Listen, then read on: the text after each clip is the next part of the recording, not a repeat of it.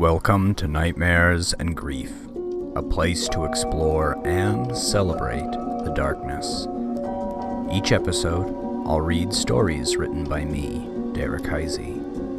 So settle in, check under the bed, and pour a drink for the skeletons in your closet. It's time to start. Melissa was nude when she considered herself in the tall mirror. She didn't think she looked so bad, despite how Garrett often teased that she had the flat body of a little boy. Her legs were shapely, somewhat, and her long black hair rolled down her frame in tight, bouncy ringlets. If the light hit it in a particular way, it looked almost purple. Melissa loved it. That was all she loved about her body. Her hair was perfect. But in front of the mirror, she considered the rest of herself and was disappointed. It was as if her hair didn't belong to her body, or maybe her body did not belong to her hair. She was not certain which of these was more true. After staring at herself for a long time, she felt ashamed. Melissa covered her breasts with one arm, and with the other she covered her genitals. Looking away, she squeezed her eyes shut and swallowed a lump in her throat. Melissa braved another glance. There wasn't really anything to cover up, she thought bitterly. She was in front of the mirror because she had found a condom buried in the bathroom trash while looking for a receipt. It peeked its semen-filled tip from inside a crumpled wrap of toilet paper like a little latex mummy. And had Melissa not been so keen to find that receipt, she would have missed it entirely. But she did find it, and the 7-inch rubber sheath now lay on the dresser beside the mirror. The moist white fluid inside created a seal, keeping itself fresh and viscous. For almost a year, Garrett and Melissa had been trying for a baby. She had her first appointment with a fertility specialist in a few weeks. This condom was not hers. It now lay on the dresser in front of the mirror. Melissa turned her back on the condom and the mirror. She started getting dressed and tried to forget about that thing curled like snakeskin and how it oozed semen from the lips of its tubular base. But she couldn't. She squeezed her eyes shut and saw it on the back of her lids, imagining the rubber stretched across her husband's erect penis, and then watched it sink into the body of another woman. Melissa felt ill. But she turned around to face the thing again, staring at it blankly. She heard the sound of Garrett's keys turning locks in her head, and imagined the shuffling of his shoes as he kicked them off without untying them. Melissa wondered what she would do. She could see him dropping the keys on the little table next to the door and hear the mail plop against the wood. There is the thick, wet slap of latex colliding with Garrett's cheek, and his face unfolds into a barbed expression of disbelief. Garrett leers at her for a few moments, and then looks at the floor where the condom has landed. The expression of disbelief is flooded by a tidal wave of recognition. Melissa points at the condom and the semen splayed on the rust-colored tile. "What is that?" Garrett stammers. It's a fucking condom, Garrett." His mouth hangs agape as he raises his eyes to meet hers.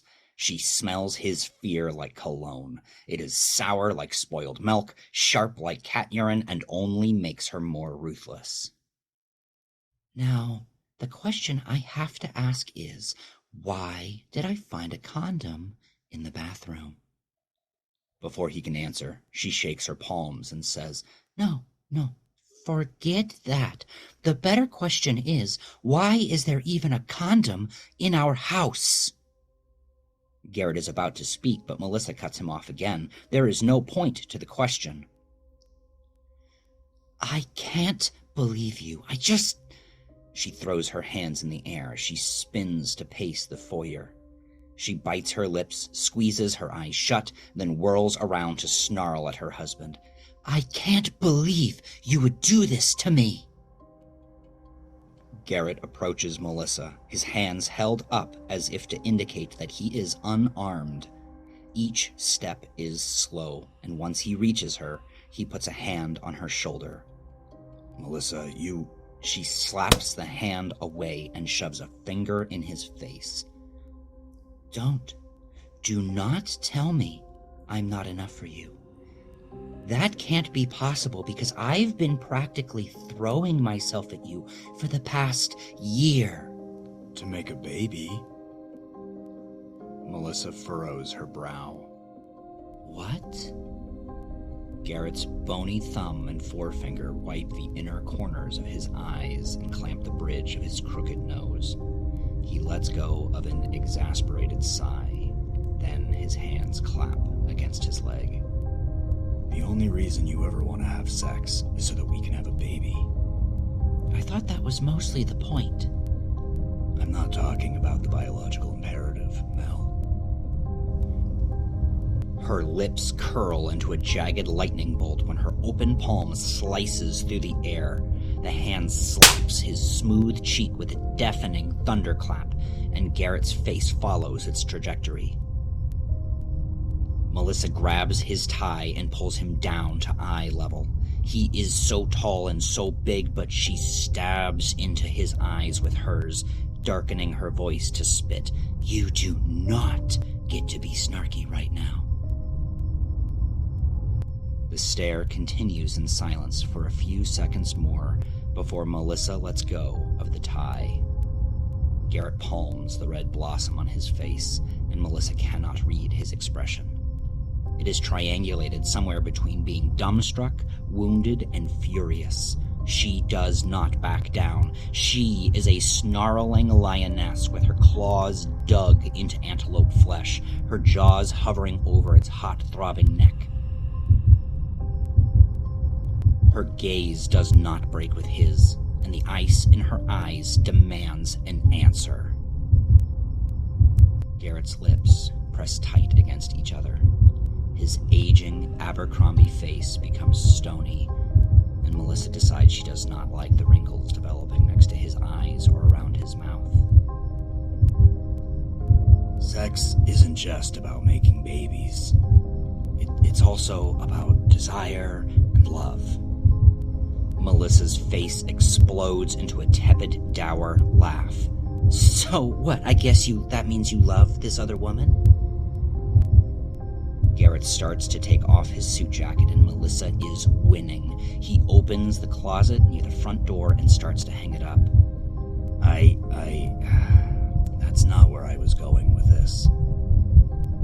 Melissa raises her arms perpendicular to her curveless torso and juts her head forward. "Well, you got there anyway."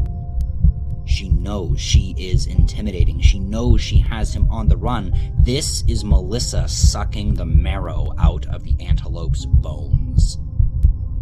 Garrett slams the closet door and swings his body to launch a counterattack. "You don't make me feel attractive anymore."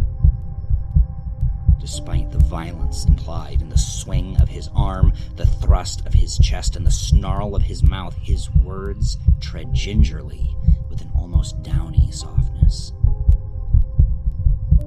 Melissa scoffs. She scoffs again. Her gaping jaw curls into a wide, hollow smile, and she puts her hands on her hips as an empty laugh flutters from her throat. "I don't make you feel attractive?" He crosses his arms and raises his chin. "That's right." He nods his head with a small, sharp jerk. It's cute that Garrett believes he has the upper hand. Melissa takes a step forward and pushes him. "What about the little jokes about how flat my chest is?" She pushes him again, and the confidence which glimmered in Garrett's pale blue eyes is starting to dull. "What about the snide comments about how flat my hips are?" She pushes him a final time. His back slams into the doorknob, and his expression sucks into itself like water down a drain. Melissa is roaring. What about how you always find a way to tell me just how flat I am? Garrett's mouth spreads incredulously and his brow slumps over his eyes. What the hell are you talking about? Melissa grabs his shirt and slams him into the doorknob again. Garrett burbles and she slaps the other side of his face. Garrett does not say a word and Melissa tries to murder him with her eyes. His hand meets her elbow, and he guides her into the living room. His hands are cold and rough, even though he never works with them. She likes this about him, that he is an intellectual with laborer's palms. She softens and remembers how his hands would glide down the line of her back and follow the slight convex where her legs meet. She remembers the first time they made love, and how awkward and beautiful it was, how there were no fireworks like she imagined there would be, but only because he had been tender, every touch with every part like the light brushstroke of an artist painting his lover. She remembers when they finished that they lay together side by side with their fingers interlaced, and how they made strange pillow talk about Doctor Who and Harry Potter. But when she raises her head to look into his eyes, she forgets about those times. His eyes are empty because his pupils are like black paint on thin mesh on nothing else behind. When she looks into his eyes, there is no warmth there. There's only a vacuum that is cold and black and empty as all of outer space. Melissa, I don't think we're ready for a baby. His voice is just above a whisper, and he adds, I think maybe not getting pregnant was a secret godsend. I don't think we fit together anymore.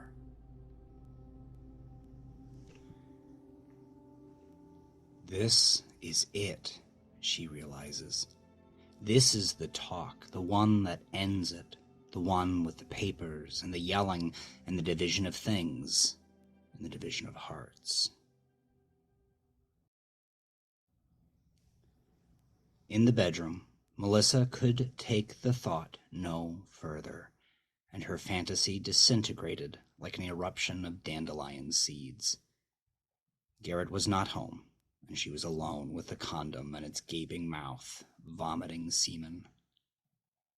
Looking away from it, she caught her eyes in the mirror and was aware now just how many mirrors there were in the house. It was as if she were constantly looking back at herself, constantly questioning her skin, meat, and bones. But it hadn't always been like that. Once, Garrett had made her feel beautiful. The way he used to look at her with his eyes full of such light was blinding, and she would often look away. In those days, she could look into a mirror, and that light shone through her pores. He imbued her with her own flame that pumped radiance through her veins. But she imagined the eyes in her vision, and knew that was how he looked at her now. There was no light there anymore. When she looked into a mirror now, she didn't see a woman. She saw a lump of flesh with small breasts and a flat body and beautiful hair. So she tried again, looking back at the surface of the dresser and the condom there, her fingers almost touching it, hoping this time might be better. Garrett? In her mind, he is sitting at the opposite end of the couch, reading the newspaper and not paying attention to the action thriller on the sizable plasma screen. He loves that television. Turning it on is the first thing he does when he enters the house after slipping off his shoes. Melissa does not understand why, because he always reads the newspaper, his legs propped up on the ottoman. He replies to his name with lackluster disinterest, and the newspaper crinkles when he turns the page. I saw Doctor Who on Netflix earlier today. Garrett's face remains buried behind the newsprint, and he crosses one foot over the other. He is wearing black and olive argyle socks, and she thinks they are ugly. Melissa tucks a lock of hair behind her ear and looks at the floor for a moment. Would you like to watch it? He turns the page again before replying. Watch what? Doctor Who, like we used to. Sure, Mel, put it on. The space between them on the couch is empty, and she puts a hand on the cushion. It is cold. Do you want to come snuggle with me? Garrett shakes his head, folding the newspaper lengthwise. No, I'm okay over here. The cushion between them is occupied with a syrupy quiet. Why don't you ever call me baby anymore? What? Look at me. Garrett sighs and folds the newspaper again before dropping it on his lap. What's up? His blue eyes are impatient and tired.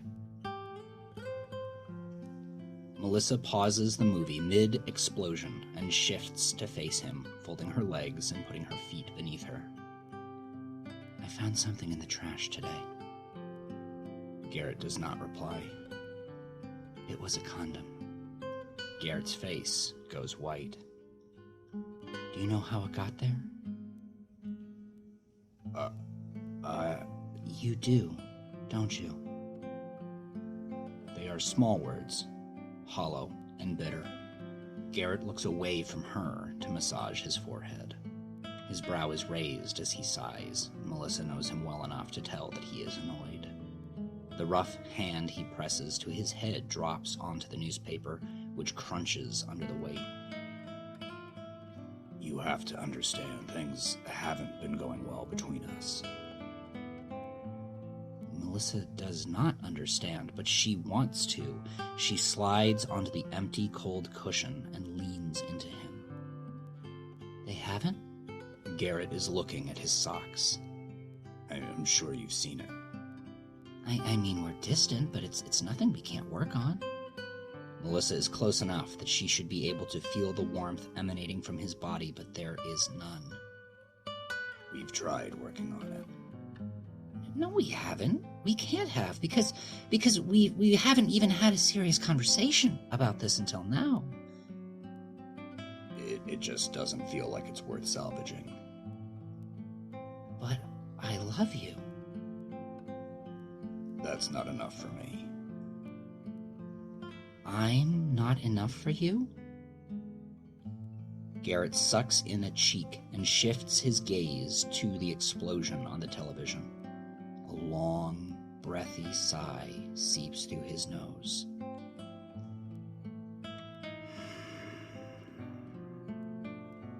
No. Melissa runs her fingers through her hair, and her heart is beating fast. She feels a sort of illness, like nausea, but it is in her heart instead of her stomach. She tries to understand for a moment, and she traces the squared lines of grout between the rust-colored tiles. A tiny shudder reverberates up her spine, and she asks, "But what about the baby? Things may not be going well, but I thought the baby..."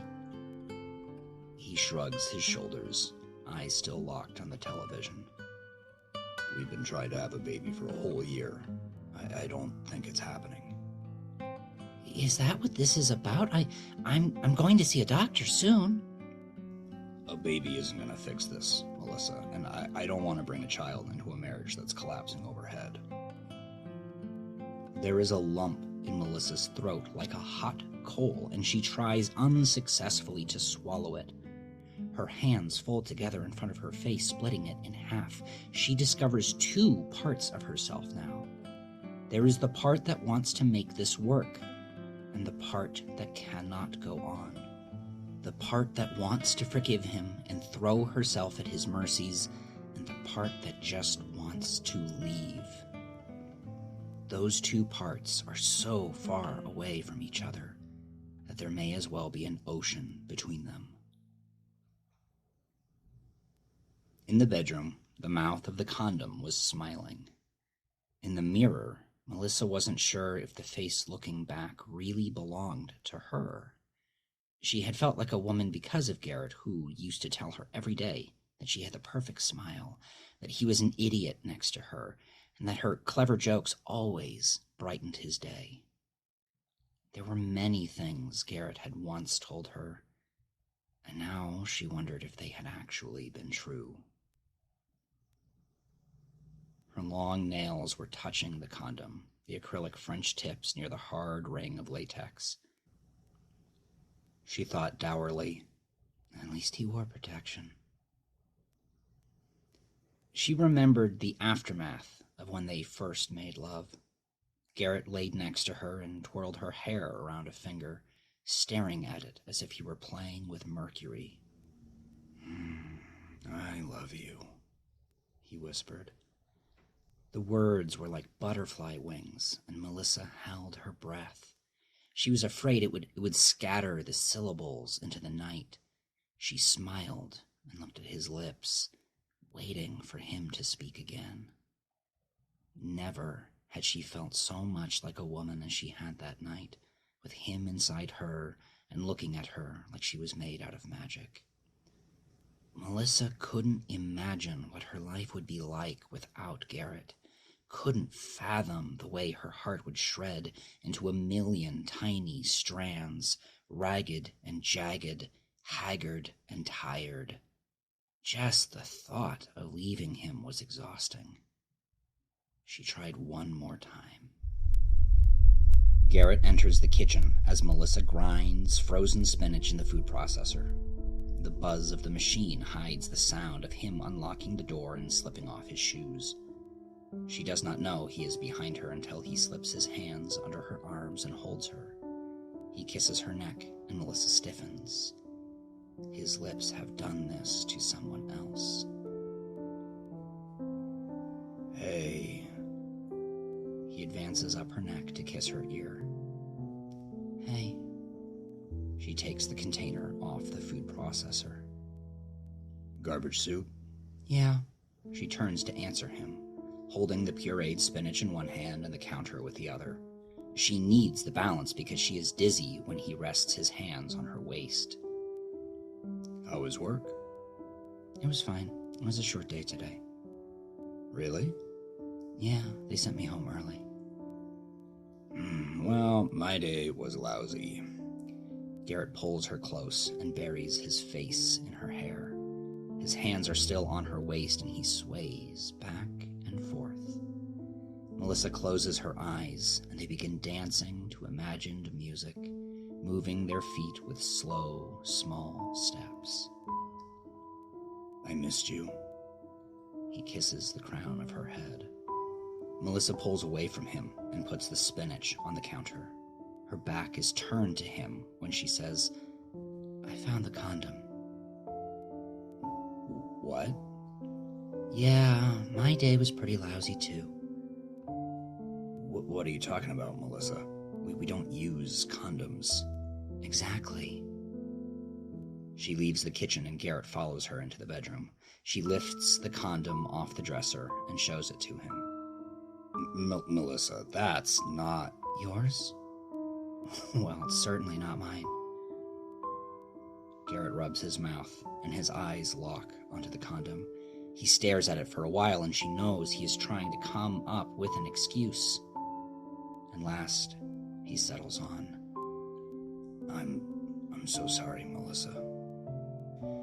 The anger she thought she would feel is absent, and in its place is a muted sensation. The rage is so intense that she is numb. You're sorry? I don't know what I was doing. I was lonely.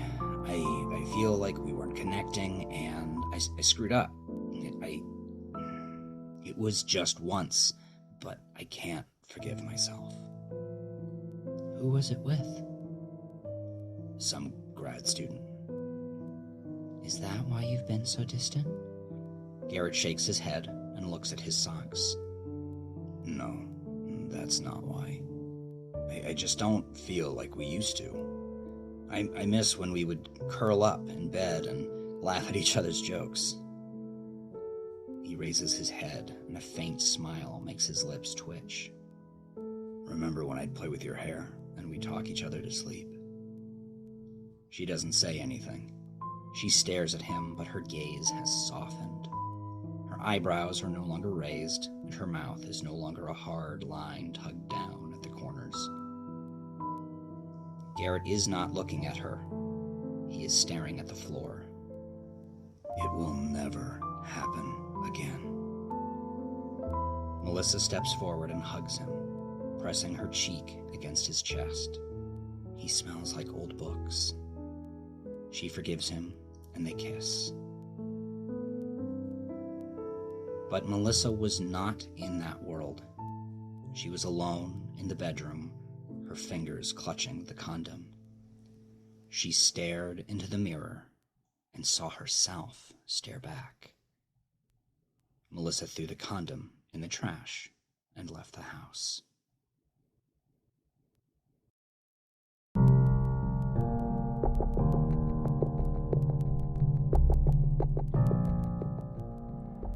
Thank you for sharing my nightmares and helping me carry the grief.